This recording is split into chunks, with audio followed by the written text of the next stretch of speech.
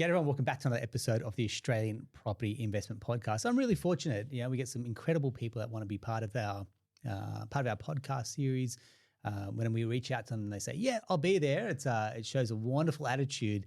When I take that ethos and I'm like, hey, come on the journey with us. And Michelle May, no hesitation to jump on when we said, hey, would you like to be part of this? No, absolutely not. No. I want to say thank you very much for being here. I appreciate it. You've got certain energy about you, having a chat before, and I feel like when we're talking and you're talking about, how you approach being a buyer's agent, how you take a client brief, for example, I guess there's obviously a huge amount of experience you've got. What are we talking, 25 years? Yeah, I think. Yeah? Yes, absolutely. Doesn't look like it. Like I say, it's a very nice compliment to you. Thank you. I'm probably one of the OG buyer's agents here in Australia. 25 years. Again, we talk about and I think we'll have you chat about kind of where your industry is going at the moment. So obviously, when you started, you're almost convincing people to use a buyer's agent. Now you're talking about, I've got competing briefs and I can't work with you. So effectively, You're oversubscribed, right? Yes, and it's a very wonderful position to be in, and we don't take that for granted one second. Every client is unique to us, and the fact that they're wanting to reach out and work with us is a huge responsibility. A huge amount of trust is placed in us. So every journey is a different one. So still loving it though. Excellent, very good. As long as that fire's alive, it keeps burning within you. You're going to show up and do your best. So we'll talk a little about your journey. We'll talk about where you're currently working, but your focus predominantly is in Sydney, and that kind of cuts across, say, the inner west, a little across to Bayside, north, south. I mean, Sydney's a beast, right? So trying to know markets within markets and get really familiar. So take me through 25 years probably gives you a good level of insight into knowing, the little nooks and crannies inside suburbs as well. But it's also a lot changing infrastructure projects that are coming through. So take me through when you kind of pan out and take a view of Sydney, what's been your view and how much has changed over the last couple of decades? Well, when I came to Australia, I initially started in Brisbane, very different beast. And as you said, it was very much an unknown, a buyer's agent at that time. And sales agents in particular looked at us with very weary eyes going, you're going to take a piece of my commission? How does this work? Why do buyers even need help? We're here to help them. Then coming to Sydney, it was, I had what are those? BlackBerry and, still with, map on my lap trying to navigate the city. I worked for an agency. I was headhunted to work for an agency in the East initially. I got to know that very intimately, had a lot of help. It was very much a team effort because I think as a buyer's agent, you can't just go out on your own and just call yourself an expert. It's really important to sort of glean information from other locals and getting to know the agents as well is such a integral part of, that knowledge that we bring to the clients. And so now we focus, like you said, inner west, eastern suburbs, lower North Shore, but we're finding that we're doing a lot more business now in the St. George River area, around the Shire as well a little bit, purely because of the cost of property nowadays. People are, used to come to us and say, well, we want to live in the east, can't afford it, let's move to the inner west. Now they're coming to us to say, we want to live in the inner west, can't afford it, let's see what's happening south of the Cooks River. So with that, my team and I have been learning along the way, and with that, like you said, comes different infrastructure projects, things like flood mapping, not just from natural bodies of water, but overland flooding, which as locals, we experience, especially. If you lived in Sydney, all you've known is rainfall the last few years. Particularly on Saturdays, might I add. Every parent's nightmare, Saturday morning rain. Right, we're spending the weekend indoors. I know.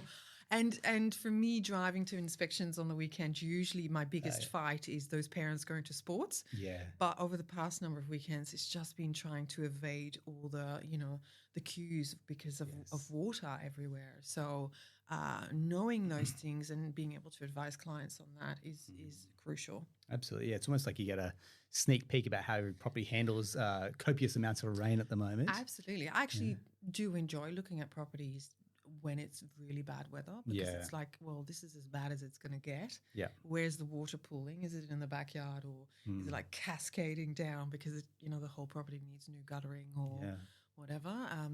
How does it feel inside? Like, is it dank and moist? And so it's actually if you're out there looking for property, it's actually a really good time to look. Yeah, well said.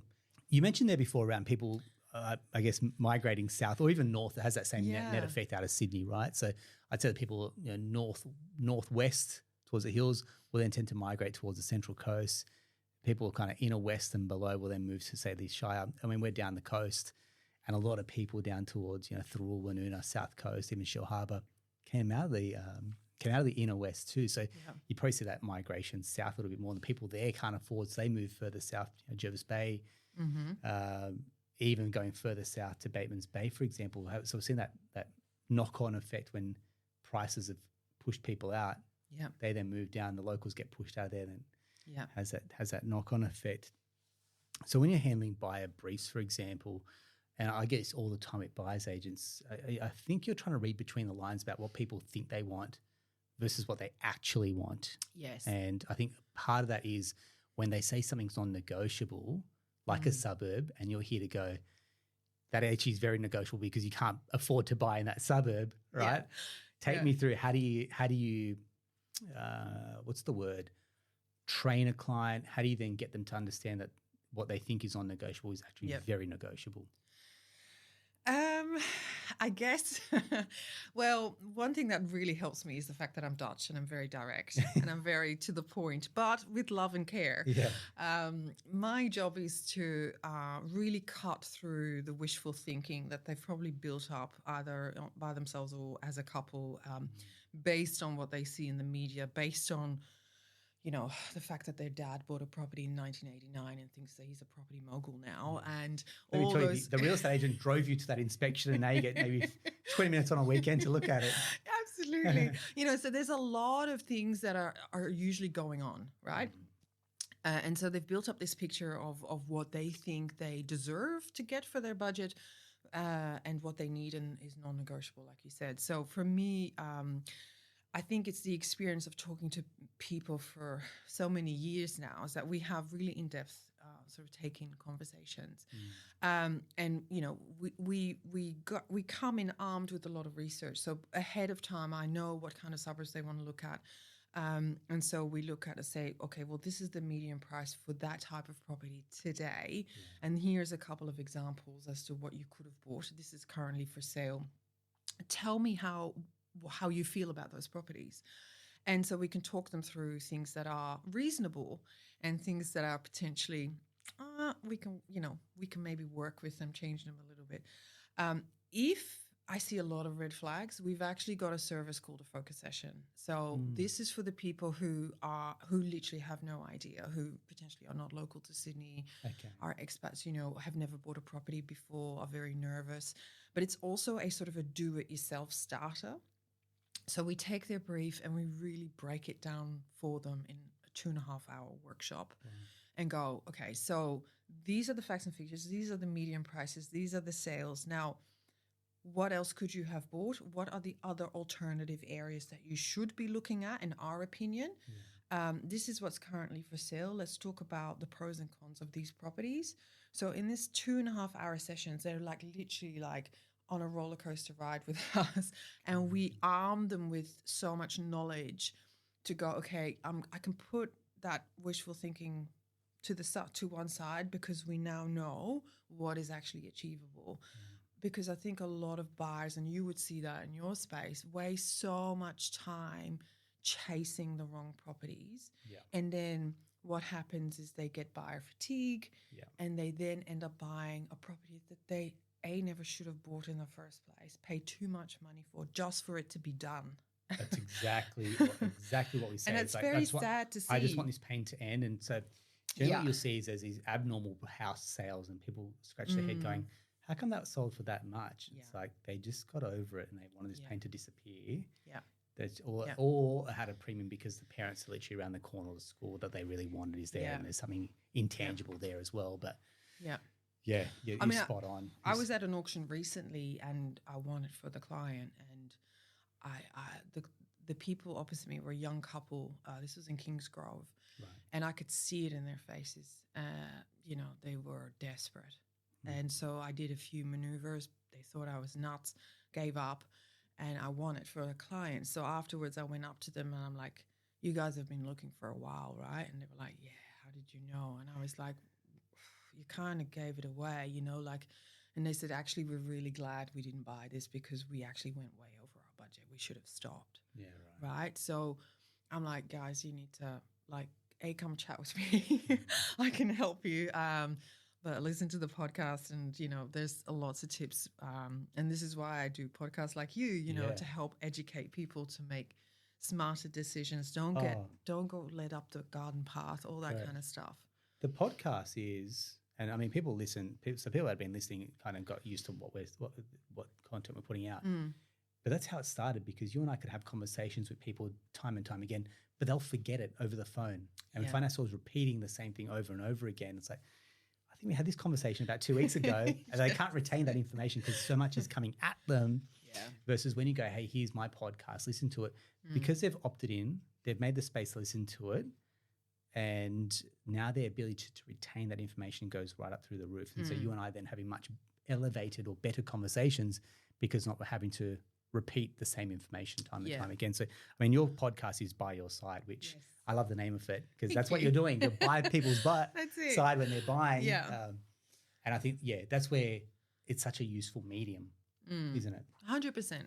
And mine, like very short, snappy 10-minute episodes usually. This is what you need to do. Think about this. Do that. Do not do that. And they're just very useful, I hope. And we do get a lot of feedback on this. People find us, become clients through the podcast, which is really awesome. Yeah. So it's nice to be able to put that out there. Also for people who are not necessarily in our catchment area. It's still relevant for people in other areas of Australia. So absolutely. Yeah. I mean, the principle's all the same regardless of where you're buying. Negotiate with the agent, find the right property, avoiding a lemon, or potential, expensive mistakes that you don't know what you don't know. You're the eyes and ears as well. I appreciate that. So take me through when you're going out and inspecting. You said this before. You're pounding the pavement on Saturdays. You're going out and about. You're having conversations with agents that generally a punter isn't having because they're seeing you in a very different light. Yes, true. Real estate agents, so they're probably more open to giving you information that maybe someone else. Not that they're withholding information, but you're having a very different style of conversation with an agent. Yeah. So what are you finding is the rhetoric at the moment in the Sydney market? And I guess behind that is 13 rate rises, people sat back waiting, going, okay, this will be my opportunity to get into the market. The fixed rate cliff never happened, and there's no bargains to be had. And so you've got this despondent group of buyers that are waiting, and all the meantime is prices have gone up. Their savings have been eroded because of the cost of living. They're scratching their head, but agents are going, mate, this property is selling with or without these clients at whatever price they think it's worth. 100%. So, look, at the end of the day, when it comes to the areas that are, metropolitan Sydney, there is a scarcity of property, whether you're buying or you're renting. So for good quality property, there's always going to be underlying demand. And as a buyer, please do not think that you are in, a prime position, because there's a lot of money still in Sydney looking to pay top dollar for property, for the right property. So I sometimes have people coming to me saying, well, I'm not prepared to pay this for that. And the fact of the matter is that really, and I said this to you before, the market doesn't care what you think. Because if you don't pay it, someone else will, if the property is not right for you, then okay. But you've got to be prepared to pay market value if it is on the open market going to auction, or, there will be competition. I think that buyers, if they keep waiting, they're going to be priced out of the market. That's the truth of the matter. Property prices are going up at a faster rate than what most people get in, a bonus or, We've done the numbers, Michelle. I mean, average house price growth, median growth is about $1,600 a week. Yeah.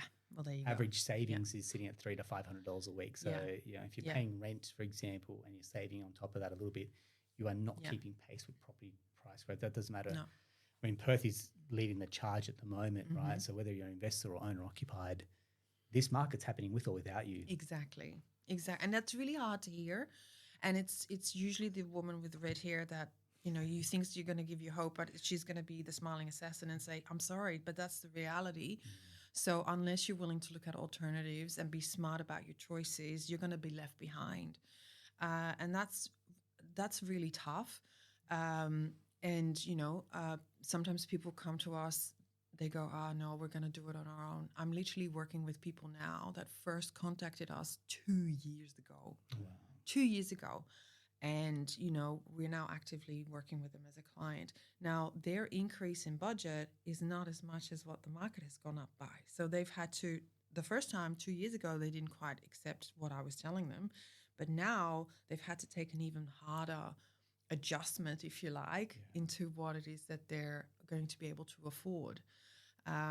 So it's tough. It's really tough. But I think if you're focused and you're realistic and you focus on A-grade property, then rather than watching the market go up, you can be part of that market going up, Well said. right? And that then once you make your next step on the property ladder, because that first one is the most crucial one, if you compromise on quality there, whether it's the property itself or the location, you are going to have an underperforming property, i.e.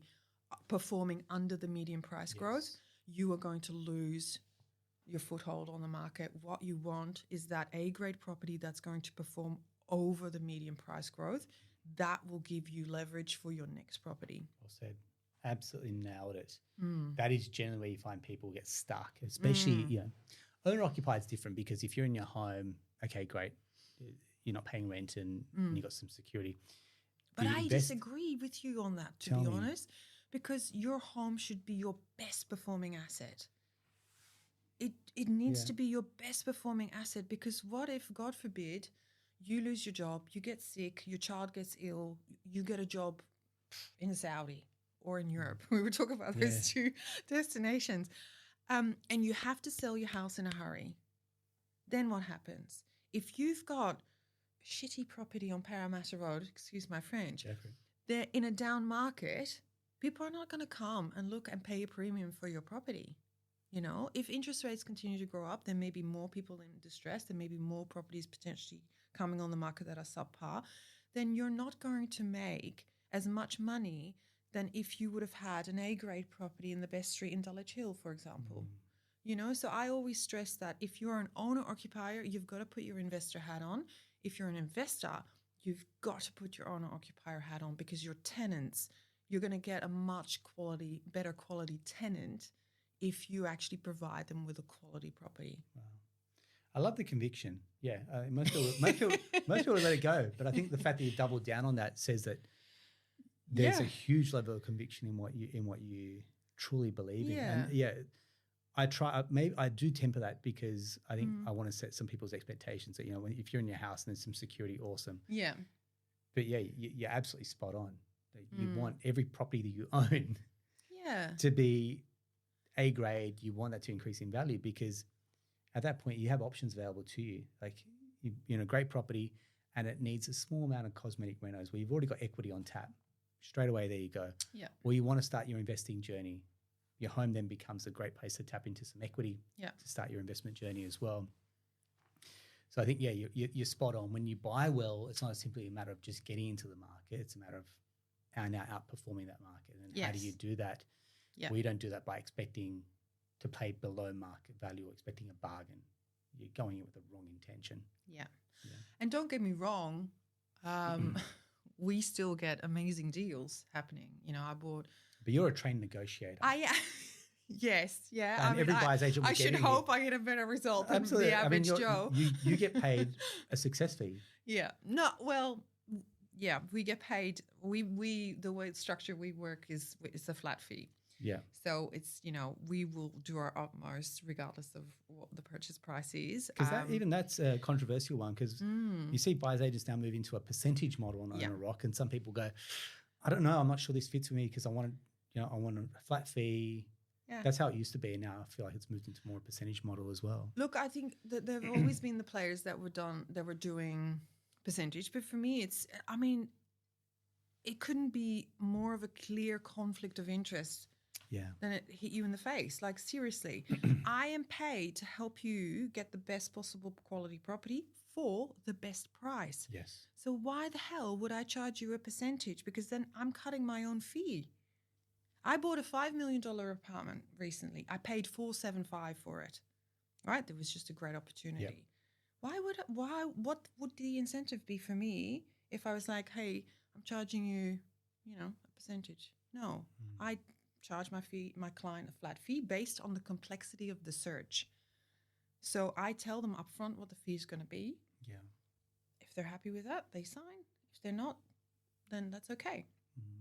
But it also means that for the first home buyers, we also know that the younger group of buyers who've never done this before, it's a lot more hand-holding for them. It's a lot more intensive for us as a team to navigate them through it, because there'll be a lot more questions and more potentially, building that trust and unsurety of, oh my gosh, this is a big decision, as opposed to the people with $10 million properties who've done this 10 million times and are like, yeah, very hands off. It's okay. Just give me what I need, Absolutely. So I don't necessarily think it's right to charge people who've got 10 million a mozza, as they say, versus those people that are new to it all. Do you know what I mean? For me, ethically, maybe it's a poor business decision, but I think my clients appreciate it. I think, I'm doing okay as a business owner.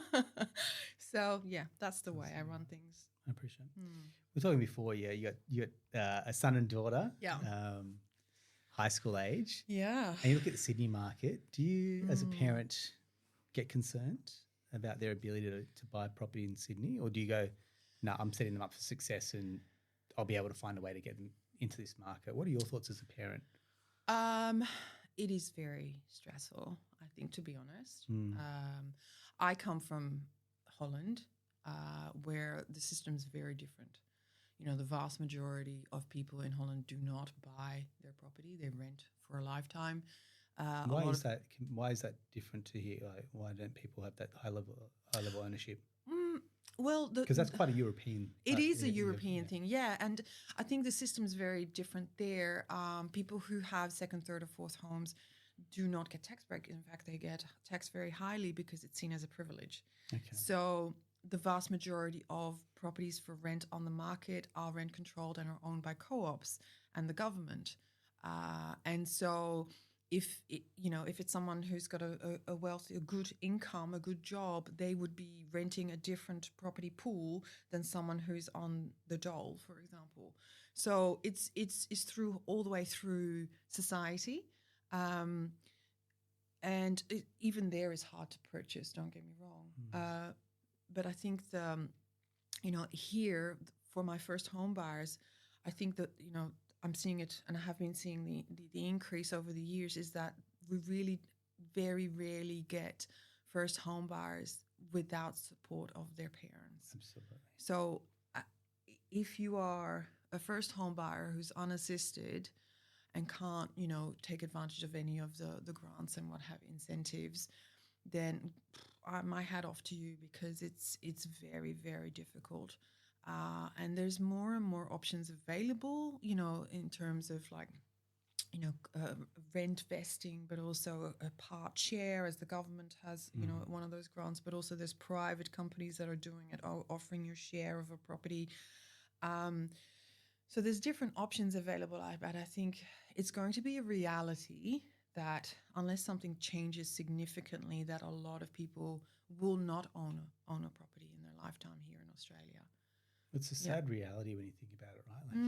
100%. You look at the size of the country. It's a human basic need and right, as far as I'm concerned. I have quite strong opinions as to how they should change things. But I think culturally, Australia, looking at it still, I've been here a long time now, but looking at it from sort of an outsider view still, Australians have always, thought and expected to own a piece of dirt, Only recently they've started being okay with owning apartments and things like that. But now we're getting to the point where a lot of Australians are going to have to face owning nothing at all. And then with the system as it's set up, as a tenant, it's difficult, And of course, if you are an investor, you want to take advantage of the opportunities that you're given. So it's not, I'm not saying it's one side's fault or another, but it's something that needs to be looked at very closely, very closely. Yeah. I've done a lot of reading into like the home ownership, and I mean I think we're so attuned to it, so we're seeing all the articles that come out, whether it's on news, SMH, the AFR, for example, stay on top of all this. But do we stop migration? Migration? We're already behind on the government's proposed building plans, and so there's got to be, I think, a property built. A couple of properties built every day to try and even soak up the current levels of demand, let alone everything that's coming through the pipeline. And builders in itself are just, there's no appetite for building, or the builder risk becomes a real issue as well. So where we are at the moment, there's such a disparity. You give this some time, call it the next 3 to 5 years, and it almost becomes exponential in terms of not only how out of grasp it comes for a lot of people, but how undersupplied this market truly will be, which then in turn people are scratching their head going, does that just mean prices will just continue to increase because there is a huge level of demand and a lower level of supply? Yeah. Well, I mean, don't they say like you put 5 economists in a room and you get 10 different answers? I mean, everyone will have a different opinion depending on the skew that they have, and potentially the interest that they have. Yes. I think, we need people to come in and do jobs. I'm not anti-immigration by any stretch of the imagination. I'm an immigrant myself. I'm sorry. But it's not like the immigrants are the problem of the housing shortage. There is systemic problem in housing.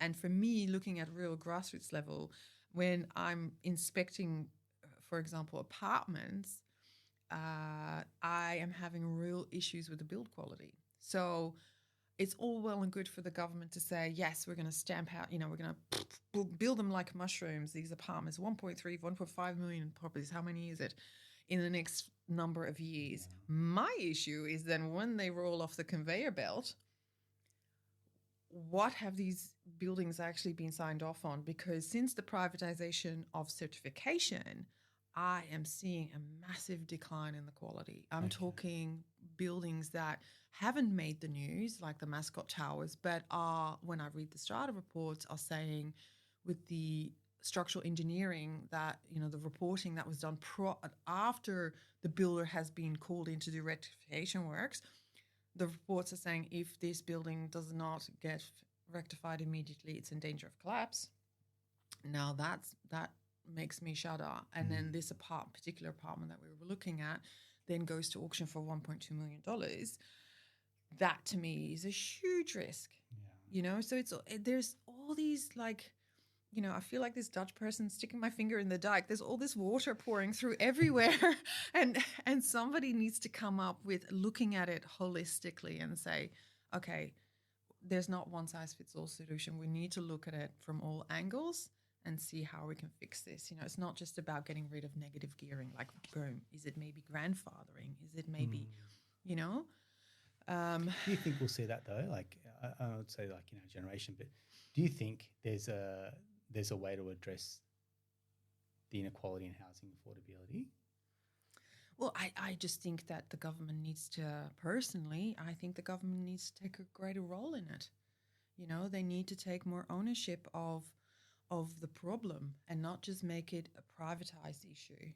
I think they need to look at negative gearing, but they also need to look at public housing, social housing. They're not the same.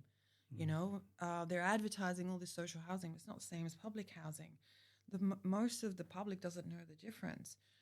So there's just not enough, I think, social webbing to really protect the most vulnerable in this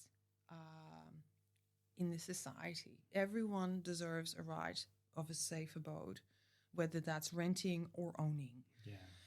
And we're seeing issues on both sides of the equation. Yeah. So I think for them to just, it's my issue with some of the governing that's going on. It seems like a popularity contest. It's like, actually, can you just all shut up and do your job, like what you came here to do, rather than just, well, you said this, and well, he said that. It's just like playground bully stuff, right? Rather than just, I don't know. It's maybe a very simplistic way to look at it, but people are in dire need today, renting. People are getting left. I'm looking at an apartment or townhouse I'm looking to purchase today. The owners, I think, are in financial distress because the tenancy is till January next year, right? You wouldn't ordinarily do that as an investor. I hear they're selling off more assets. The tenants in there have been there for a number of years. They've got a 2-month-old baby. So where are they going to go next? Because if this sells to an owner-occupier, that's another place off the rental market, right? Yeah. So people keep saying, oh, these investors, they should be, paying more money, et cetera, et cetera. But the vast majority of investors are mum and dads buying one investment property and seeing that as their retirement fund. It's not like all of them own, 7, 20, 30 of them. Yeah. Yeah, no, you're spot on. So I get to that point then, you're talking about the investor market in Sydney. I mean, the big issue that we've got at the moment is around yields, particularly in Sydney. You probably see that in some other parts of the country, Melbourne as well. So are you taking buyer briefs for investors that are buying, and what type of assets are they looking at the moment? So yes, we do work with investors, but it's not my bread and butter. Yep. So the vast majority of my clients tend to be owner-occupiers. Because we're buying sort of in that, metropolitan Sydney, we tend to just look at apartments, older style apartment, red brick, smaller complexes, no fancy swimming pools, lifts and all this kind of stuff. Well, lifts, yeah, but not, the superfluous gym that's dank and smelly that no one uses. Certainly no concierge, that kind of thing. Yeah. Unless it's, eastern suburbs, Potts Point, say, Elizabeth Bay, that kind of thing. But we do get a fair amount of, up sort of sub 1.5 mil to 1.5 investors. And so I'm always looking for, again, A-grade property, decent return, not a high return, a reasonable return, because there's always that tipping point, isn't there, between capital growth and yield, really. So my philosophy, again, it's not wham bam, thank you, man. It's not fast and sexy. It's the slow burn. So I would say if you're thinking of getting rid of it, sub 10 years, don't bother. There's probably other things that will make you more money. So that's what we tend to look for. Scarcity, Scarcity. I would never advise to buy high density areas. Some areas we just don't touch at all. And also looking at age of the build. So as part of the service, we will always review the strata report. It's essential. Critical. We do a very thorough review of that, making sure that we're across everything that's happening. Yeah. I find that really reality is there's no such thing as a perfect building, no such thing as a perfect house. There's always something. But it's about, what is the community of strata doing about it? What have they done in the past? Is there a number of meetings a year? Is their building valuation up to date? Is it in line with the insurance? What have they spent their money on? How many people are on the EC? It's a holistic view again. It's not just like, oh, they've only got 20 grand in the admin fund, like, let's walk away. No, it's like, okay, why have they only got 20 grand in the admin fund, Have they got a capital works fund forecast thing, and are they adhering to that? So, Well said. Well said. Yeah, having bought units in the past, I'm like, first thing you do is get on the EC and find out what's going on behind the hood, under the hood of this building. But then, even before you buy it, you're looking forensically through the strata report and finding out the health and condition of that building, that fund as well. Absolutely. I want to touch back to one of the points you said earlier around the banker mum and dad, or like getting into Sydney. And I think I see this across the board, whether younger Australians are trying to invest or whether they're trying to buy their own home. the research I did for my book was the bank of mum and dad becomes like the ninth biggest lender in Australia. Yeah. Right. So when I'm talking about the 4 biggest banks who are amongst the most profitable in the world, not too far after that, we're coming to the bank of mum and dad. And this is wrought with all sorts of, I mean, what you don't know is what you don't know as a parent. So every intention, but then some have a different consequence. So I'll give you one for context. So when a parent signs a stat deck that this is a non-refundable loan or gift, and then in a separation of a couple, then actually the ex-in-law, now the daughter or son-in-law, now gets to claim half of that cash. Yes. And it was always meant as a wink, wink, we'll give us the money back, but they've signed a stat deck, which then overrides that as well. So that's just one of the consequences. But I mean, in your brief, you'd probably come up, especially when parents are contributing. I have a saying: "There's no pay, no say." But when there's a pay, then there is a say. So you're probably dealing with parents again that have their own biases and their own say at the table when they've engaged you as a buyer's agent. Yes. So how does this conversation? What are the dynamics like? And for people that are listening, it's like how do you navigate family and finances, especially parents-in-law or parents or in-laws that are giving you cash? Yeah, it's it's certainly a very new dynamic that we're working with. I'd say last 2 years or so, maybe 18 months even, where parents have become very involved to the point where I've actually turned parents away because they've inquired with us. And I'll never forget, this is one lady inquired with my assistant Naomi, and this lady said, Naomi called me after, she's like, oh, I can't believe she said this. So this lady called up and said, so I'm helping my son and his wife buy a property because I'm reaching out to you because, quite frankly, he's an idiot and she's no better. So I need you to help me help them. And and it didn't get better after that because, of course, we're there to help.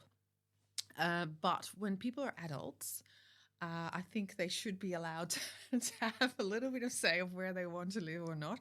And it sounded like she wanted the ultimate control, right? So after talking with her again, I decided it wasn't the right idea because that's an interesting one, isn't it? Like that, the word control. Like it's there's strings attached to this. Cash. It's look. I think it's. May I go out on a limb and say it might be a generational thing, the control thing. Particularly that generation, obviously they've all done extremely well, most of them extremely well from property. Yes. But they don't seem to realize that by and large it had nothing to do with their choice of property, but just time. So I have worked with parents and children where the parents were actually, they needed a lot more educating than the children. So as a buyer's agent, we put an extraordinary amount of time before someone signs up because I don't want there to be, unrealistic expectations of what they can purchase, but also not of us. So we have those hard conversations up front. And so if there is a layer of parentals involved, then we need to know, okay, that's fine. We're happy to work with you, but we need to know where do we draw the line? And like you said, what is it? No pay, no say. How much is this going to change the decision making? So it's all about, having clear and open communication up front. So usually I'm the one asking the awkward questions, and then they have to go away and discuss it amongst themselves and come back and go, okay, yes, this is how we're going to do things. Yeah. So my favorite way of working with, the Bank of Mum and Dad is where the Bank of Mum and Dad just goes, hey, Michelle, we're paying for your services. In you we trust.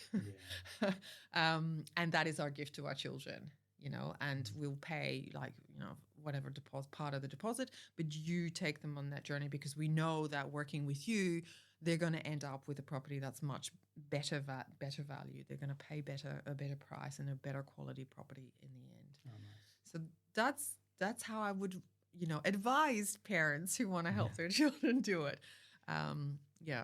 Easier said than done because it's, and again, we see it from a finance perspective. It's almost like a bit of a monkey on the back financially, whether it's a guarantor and they're giving them a gift. And Now the kids feel a little bit indebted. It changes the dynamics of the relationship. You know, they want to go off on a trip to Europe and they've still got this money owing to the parents, or they buy a new car. It's like, it's a small comment, which is, "You're off to Europe, are you?" And it's, well, new car, and you still got this, you know, guarantor loan that you're trying to, or you should be, or could be trying to pay back. Yes, So you're trying to live your life at the same time. It's like you wouldn't have known that dynamic existed until you got to the point that, you know, the deal is done. And that can get very uncomfortable, very uncomfortable very quickly.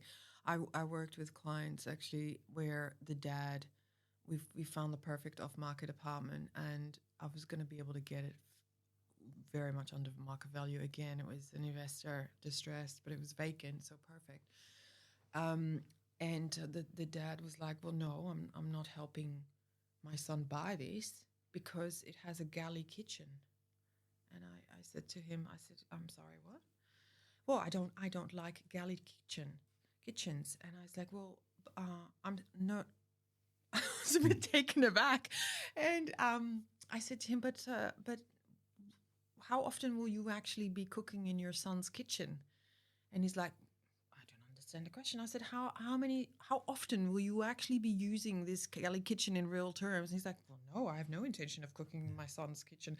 And I said, "Well, your son has just told me that all he gets is Uber Eats because he works so hard. So I don't think you can veto this property because you don't like the look of the kitchen." Because, I mean, I didn't ask his wife, but he didn't strike me as someone who was in his own kitchen every day of the week, you know.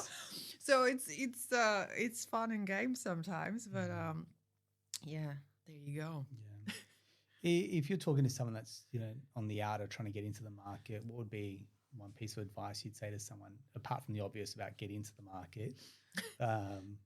What is a helpful way that you go to frame it up to go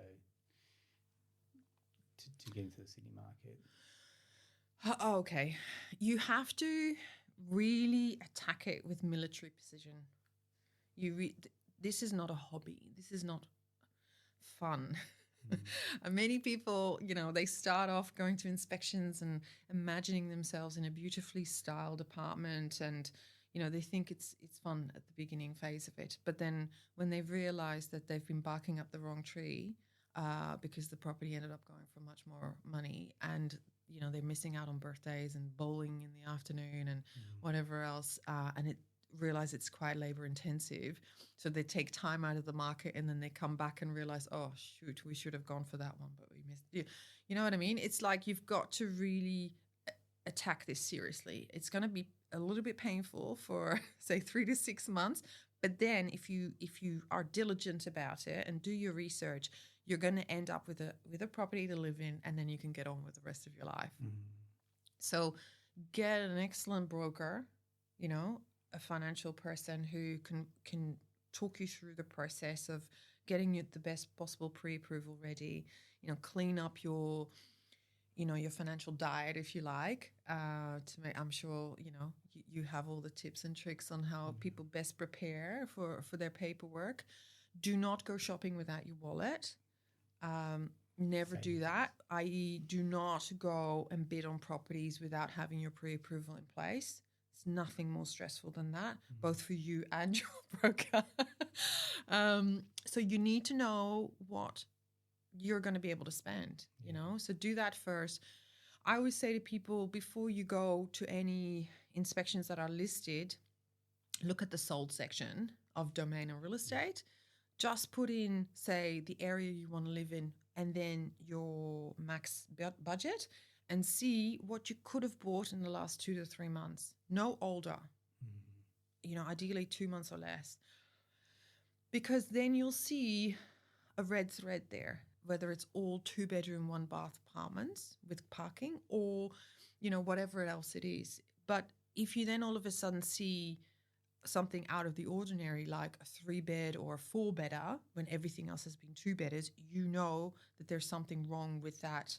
There's something there, that there's a reason why that bought within, you know, sold within your budget. So if you're fixated on a particular size of a property, then do the map view, because then you can see if you're insistent on getting a 3-bedder, then see where you could have bought a 3-bedder. This is facts. Yes. There's no point barking up the wrong tree. There's no point with the wishful thinking. So then you can do your own research like that and go, okay, well, I want to be in Newtown, but I can't afford it. Maybe I need to look in Ashfield instead. Boom, you've just cut 3 months of your time wasted, with that. Make sure you're on every agent's mailing list, because they will send you pre-market stuff so that you can, the off markets, which is not off market, but hey, you get there with everybody else on their sales list, which is fair. It's still better than everybody on domain, I think that get started with that, and then, listen to my podcast, listen to your podcast. Absolutely. Educate yourself. Educate yourself. But also know who not to listen to. Sometimes it's hard because I get to speak with people who they've got analysis paralysis.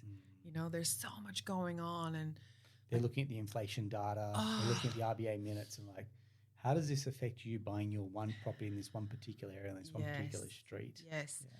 Local market knowledge is very different to, macro, the Sydney market has gone up by this. Actually, I can tell you that, the Balmain market is very different to the market in Marrickville and to the market in Bronte. And, there are all these micro markets. So it's, just focus on what you're doing. That's we're singing from the same hymn sheet, my friend. It's exactly what we tell people, which is focus on your running your own race and where you're looking to buy. And nothing beats a prepared and organised buyer. Like if the right property came on the market, as I tell everyone, if the right property came on the market next week, could you buy it? If the answer is no, then you get yourself organised, because all it takes is one listing to change everything.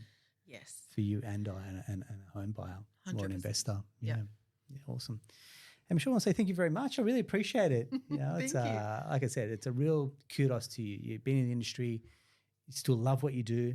I think that's a real testament to the way that you show up and the content you're putting out. So thank you. Thank you. It's been a pleasure being here. I mean, I could talk property until the cows come home. This is correct. This is what happens. When we get great guests in, they're like, oh, is that time up? And I'm like, we'll get you back on for part 2 at some point in the future. So look, if you're looking to buy in the Sydney market, if you're wanting some really, really good sage advice, Michelle May is definitely a person you want to have a chat to, and we'll include all the details to your business and your contact info as well. Thank you.